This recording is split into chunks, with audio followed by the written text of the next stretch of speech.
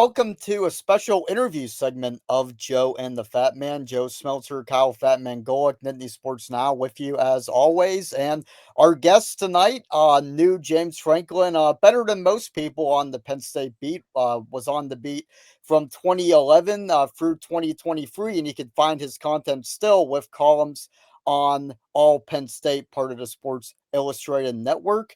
He has more Twitter followers than any Penn State beat reporter, except for Audrey Snyder, I believe. I can't confirm that, but he has well over 29,000. So if you're a Penn State fan, you probably know or at least know of Ben Jones. And we're going to talk to Ben right now. And first off, obviously, thanks for taking the time to join us. Welcome. Yeah, absolutely. Thanks for having me. That's probably the nicest intro that anybody's ever had for me. So I appreciate that. Yeah, absolutely. Appreciate you. So, I'll start by asking, as someone that got to know James pretty well over your time on the beat, were you surprised? Obviously, we were all surprised by the events leading up to James's firing, but when you did find out about it, was that something that took you off guard, or was it like after the Northwestern game, you felt it was inevitable? I mean, I think, given the feeling that everyone had sort of in the Penn State community at large, the sort of unhappiness that was in the fan base and the sort of off the rails feeling that the season was having, I think certainly it was in the conversation. But I think probably in some regards, my surprise might be best described by the fact that I was fishing when it happened. So I was not necessarily spending Sunday going, I'm just waiting for this to happen, sitting around the computer, getting ready to deal with it. I was out, living my life. So, yeah, I mean, I think I was definitely surprised. But at the same time, I think when you have such high expectations, you come up short with those, and then you add a lot of data points to the idea that you can't win some of those big games, and then you start to lose the little ones. Certainly the recipe is there, but James has been around, or had been around, for so long that the idea of him getting fired, certainly I don't think was a thing that anybody really had at the forefront of their mind when the season started. That's for sure. Ben, for someone that knew James pretty well and being able to kind of analyze his responses and body language, did you get the impression with the heightened expectations this year that James was tight at all? Yeah, I mean, I think, I remember years ago when Penn State men's hockey had for one of its best seasons, that at one point during that year, they were ranked number one, and Guy Godowski and that program struggled a little bit after that moment to figure out sort of how to manage winning. And then the next time they had that opportunity, Guy went to James and said, look, what advice do you have for me and for our program to figure out how to manage these high expectations? And I don't know what James told him, but I know they had that conversation. So I think on some level, being, Penn State football's head coach comes with a degree of high expectations every year. Whatever Penn State's ranked in the preseason poll, there's still that expectation of you should win most of your games. You should figure out a way to beat Ohio State and Michigan. That doesn't really change. But I do think that they went into this year feeling like they had a real chance to win it all. And that's probably different than some of the other years they've gone into and gone, I think we'll be good, but not necessarily national title contending. So, do I think James was tight? I think the whole program was maybe a little tight. I think that, they talk a good game. They're good at PR. They're good at saying, we're not listening to the outside noise, but they're humans. They have access to the internet, and they have access to their own brains, which says this should be a good football team. So I think there's an element of that. But at the same time, for as poorly in a lot of ways as Penn State played against Oregon, they still had an opportunity to win that game. And I think it's as much about how do you deal with the fallout of losing that game as it is anything else. I think it would maybe be a little bit of a different story if Penn State had gotten its doors blown off by Oregon, and it just looked too tight and all of that. But so I think the answer is in some ways yes and no, which I recognize is a bit of a cop-out. So we've alluded to your relationship with James earlier in this episode, and Penn State fans have an idea of that, I think, based on your writing, your tweets, the banter you would have in press conferences. But what's the insight of how like that relationship got to where it was over the decade that you two got to know each other? So Yeah, I mean, I think, obviously, I wouldn't go as far as saying that I think James is going to be inviting me to his birthday party. I think that having a positive media relationship with a coach is certainly an asset, but I don't try and confuse that with a quality relationship that he or I might have in our own individual lives. At the same time, when I started out on the beat, I was a lot younger. I was a lot sassier in a lot of ways. And James didn't always like me. I didn't always get interviews approved that I wanted to get. I didn't always have things go my way. And through conversation and sort of dialogue with the program, I kind of understood where they were coming from with things. And I don't think that it's good journalism to change how you approach your commentary based on making sure that the people that you're covering are happy.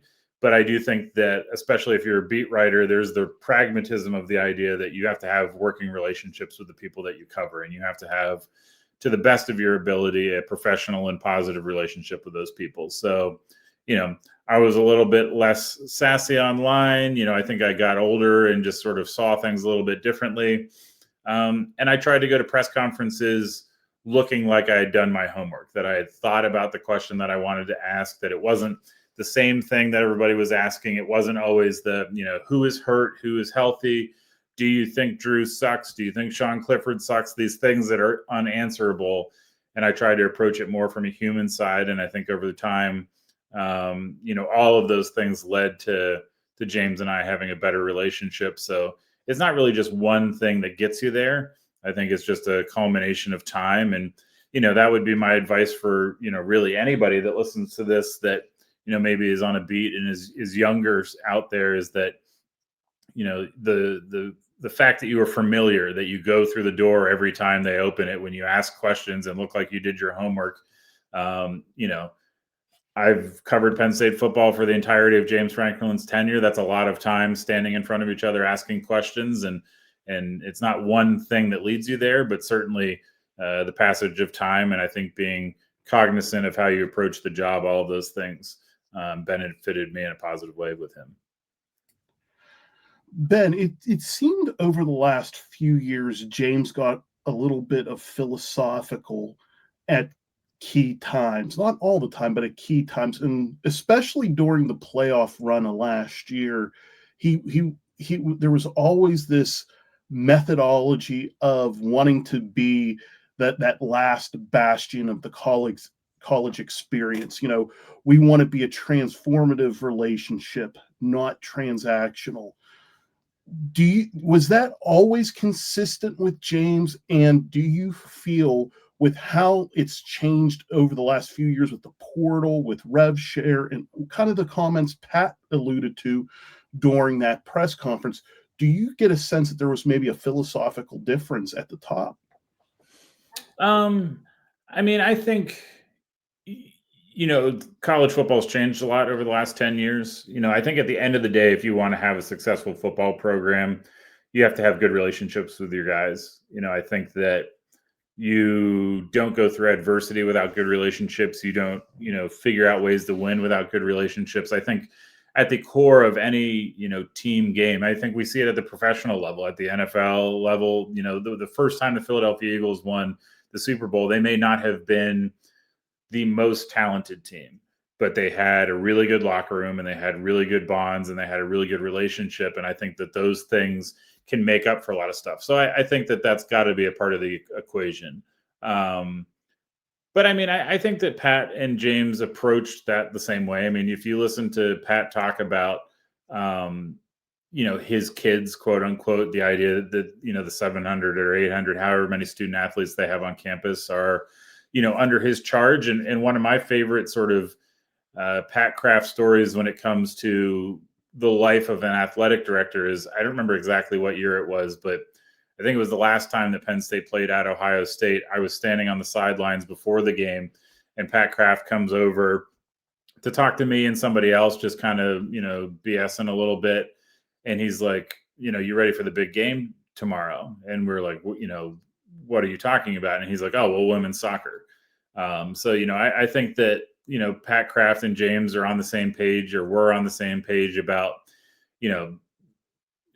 I think everybody talks a big game about the idea that college football and college athletics are education and athletics. I think realistically, independent of how his season went, Drew Aller was going to make a lot of money, go to the minimum number of classes, and then go to the NFL. And however that turns out for him, that was a reasonable thing for him to do. I don't think that anybody really thinks that Drew Aller needs to be taking calculus in the middle of the fall semester. But I think ultimately that they were aligned to the best of their ability with the idea that you've got to get these guys educations, you've got to get them a good experience, and you have to care about them as people, because most of them aren't going to go pro. Most of them are going to need a job after football, and you probably don't win very many football games with a divided locker room. So I think that they were probably both on the same page with that. What were your takeaways from the game day interview? And was there anything about that surprised you?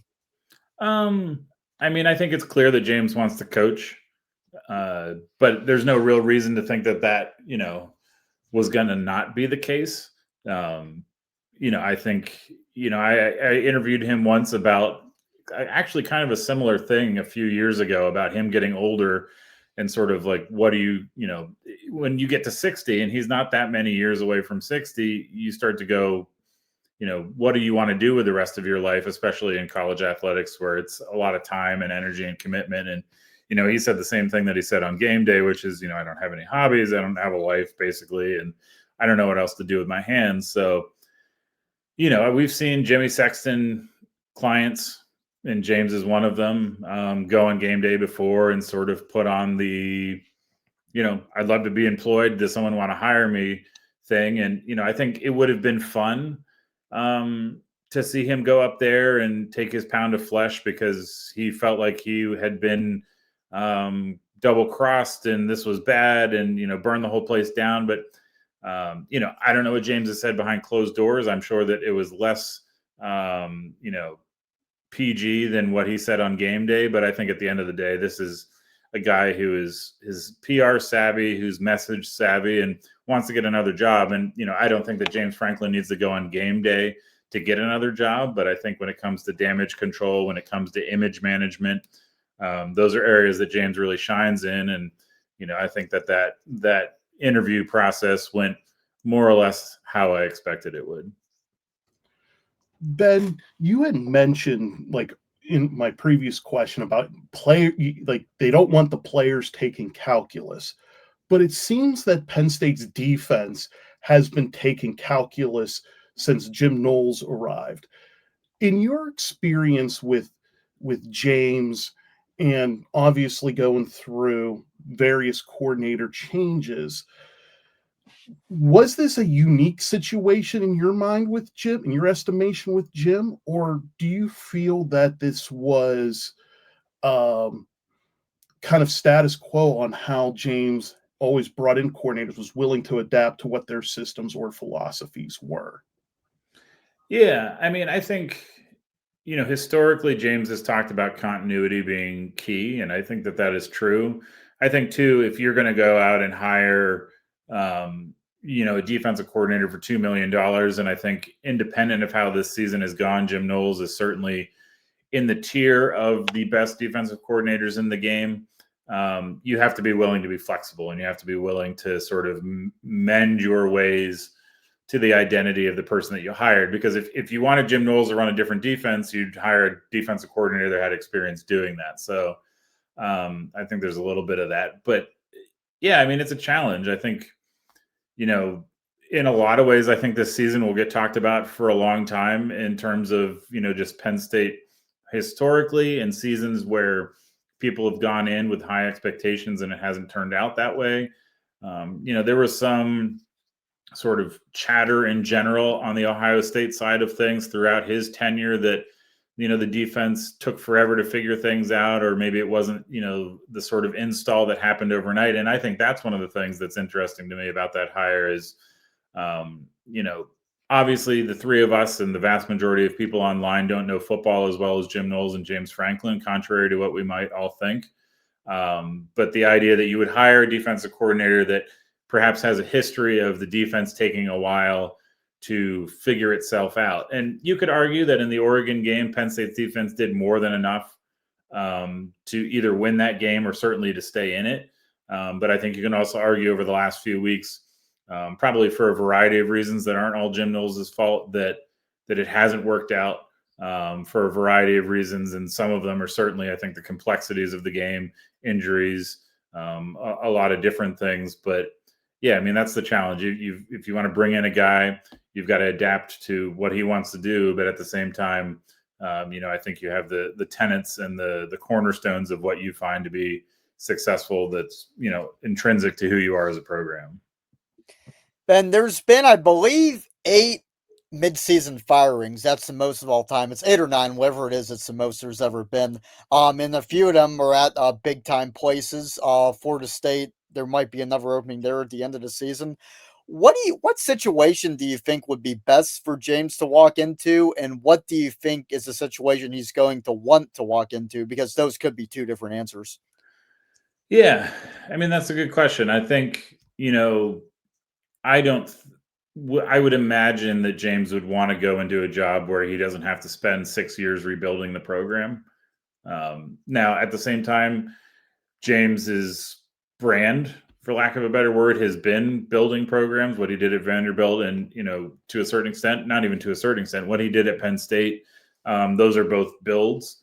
But I think, contrary to maybe the ongoing storyline, I think he has the aptitude to win at a high level and has the ability to do that with the right team. So, I could see a program that goes, we don't need a rebuild. We just need a new look at the old thing.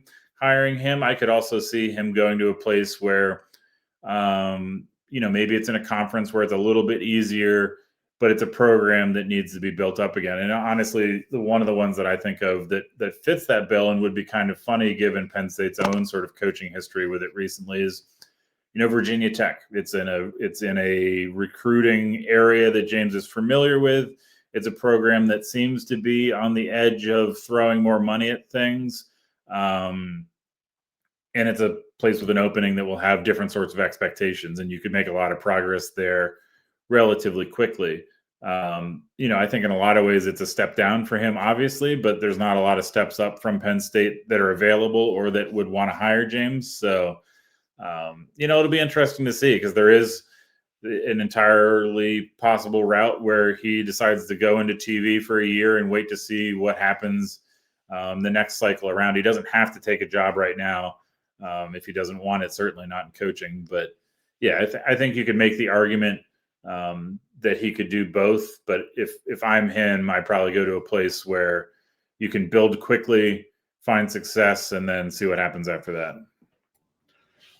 Ben, obviously, you look at James, and it's easy to point out, for Penn State fans, them getting rid of him, you get rid of potentially the big game woes.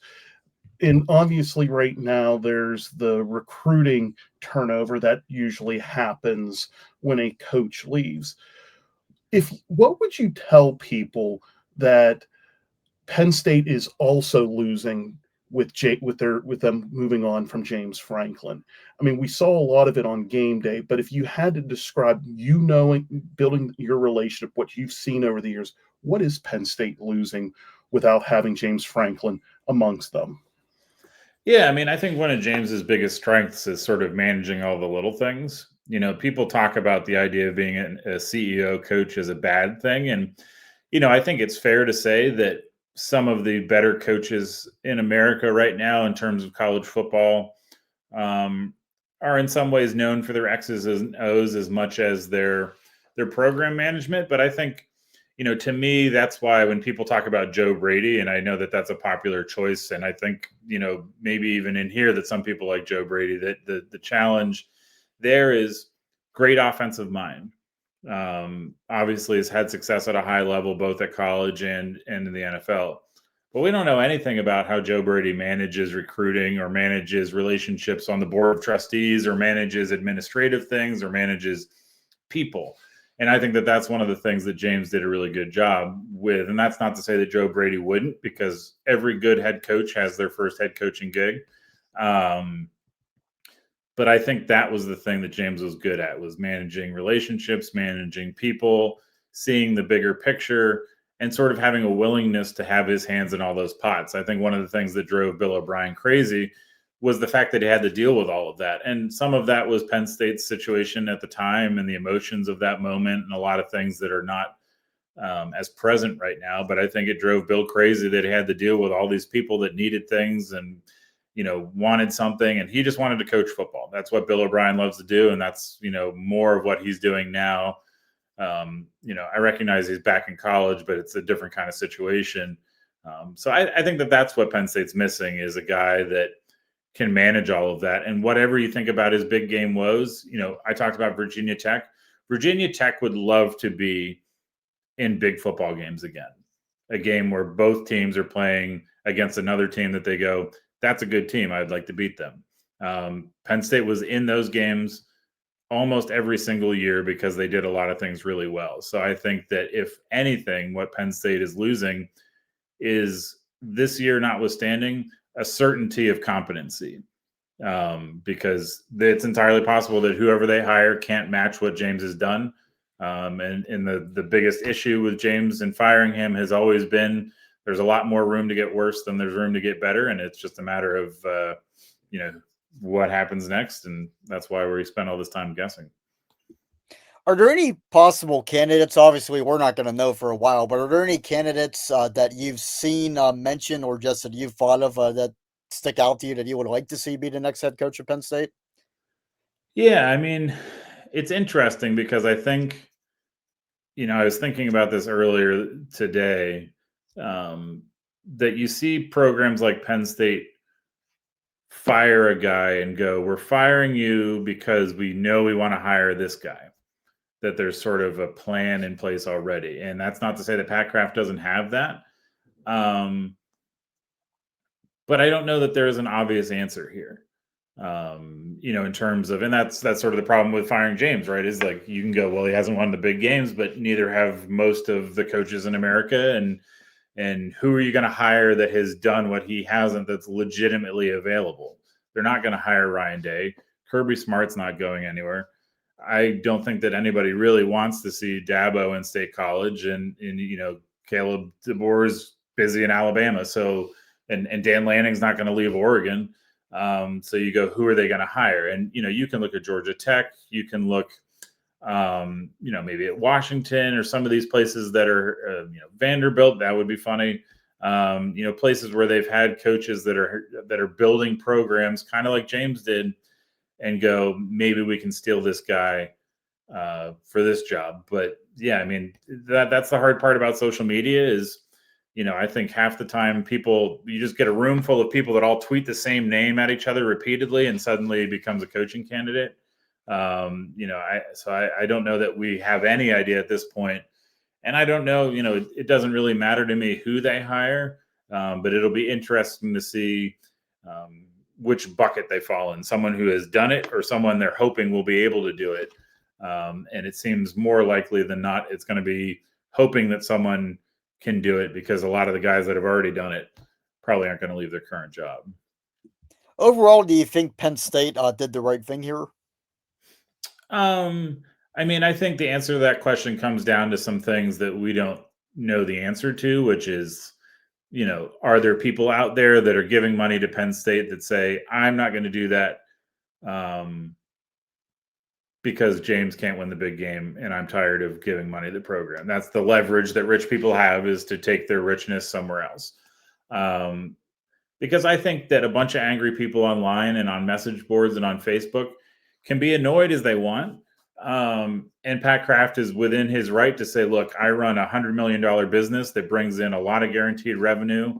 We win a lot of games most seasons, and I like our chances with a relatively easy 2026 schedule to bounce back, and everyone will go, gosh, didn't that year suck? But now it's in the rearview mirror. I think they could have done that. And would have it annoyed a lot of people? Sure. But, I get annoyed with Nick Sirianni every other weekend, and he still won a Super Bowl and, done things that, I thought, they wouldn't be able to do because he was the head coach. So I think there's room to say they shouldn't have done it. I think at the same time, the writing was sort of on the wall. They had a million chances to win games like that. They couldn't do it for whatever reason. And then they started to lose the one thing that James really brought to the table, which was, okay, maybe you can't beat Oregon and you can't beat Ohio State, but you're not losing to UCLA. You're not losing to Northwestern. They always won those games. So when you don't win the big games and then you start to lose the little ones and the bad ones, you lose a lot of what made you an asset. So I see both sides of it, and I think that, every athletic director in America dreams about being able to make a big football hire. And I think if Pat Kraft goes, I think we've done a great thing under James, but I think we can do better.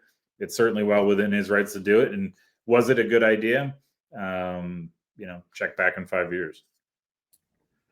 Ben, how would you assess where James Franklin's place is in Penn State history? Yeah, I think, Penn State's kind of quirky because they've basically had 3 head coaches that exist in a way that you can really assess them. Rip Engel obviously did good things, so he's in that conversation. But for a long time, Rip Engel was just the other guy who wasn't Joe Paterno.